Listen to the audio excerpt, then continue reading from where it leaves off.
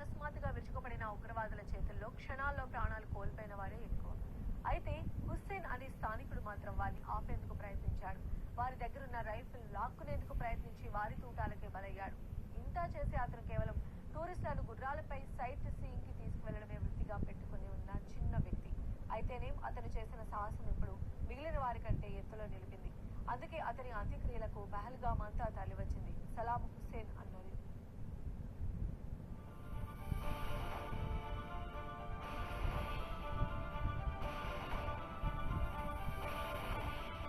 పహల్గామ్ లో ఓవైపు ఉగ్రమూకలు పచ్చిక బయళ్లపై రక్తపుటేరులు పారిస్తుంటే ఓ యువకుడు మాత్రం వారిని ధీటుగా ఎదుర్కొనేందుకు ప్రయత్నించాడు.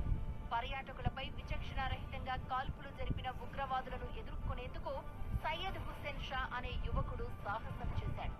ఉగ్రవాదుల చేతుల్లో ఉన్న AK-47 రైఫిళ్లకు బెదరకుండా వారితో పోరాటం చేశాడు. AK-47 రైఫిల్ ను లాక్కునేందుకు ఆ యువకుడు ప్రయత్నించాడు. ఉగ్రమూకలతో పోరాడి చివరకు వారి తూటాలకు బలయ్యాడు.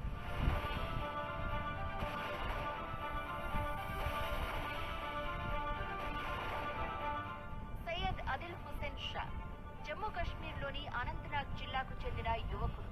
పర్యాటకులను కారు పార్కింగ్ ప్రాంతం నుంచి గుర్రంపై బైసరాన్ ప్రాంతానికి హుస్సేన్ తీసుకెళ్తూ ఉంటాడు. పర్యాటకులను గుర్రంపై తరలిస్తూ అతను ఉపాధి పొందుతున్నాడు, కుటుంబాన్ని పోషిస్తున్నాడు. నిన్న మధ్యాహ్నం పర్యాటకులను లక్ష్యంగా చేసుకుని కాల్పులు జరిపిన సమయంలో సయ్యద్ హుస్సేన్ తన ప్రాణాలను లెక్క చేయలేదు. ఉగ్రవాదులను ఎదుర్కొనేందుకు ప్రయత్నించాడు. ఓ ఉగ్రవాది చేతిలో ఉన్న AK-47 రైఫిల్ ను లాక్కునేందుకు ప్రయత్నించగా అతన్ని కాల్చి చంపారు. హుస్సేన్ కు తల్లిదండ్రులు, భార్య, పిల్లలు ఉన్నారు.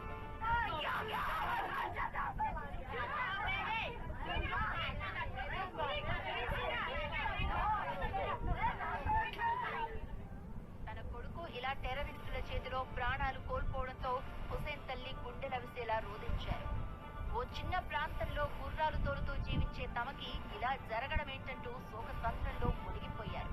పాపం సయ్యద్ హుస్సేన్ కొడుకు అమాయకంగా కళ్లు నులుముకుంటూ కన్నీరు పెట్టడం మనసున్న ఎవరికైనా కంటతడి పెట్టించక మానదు.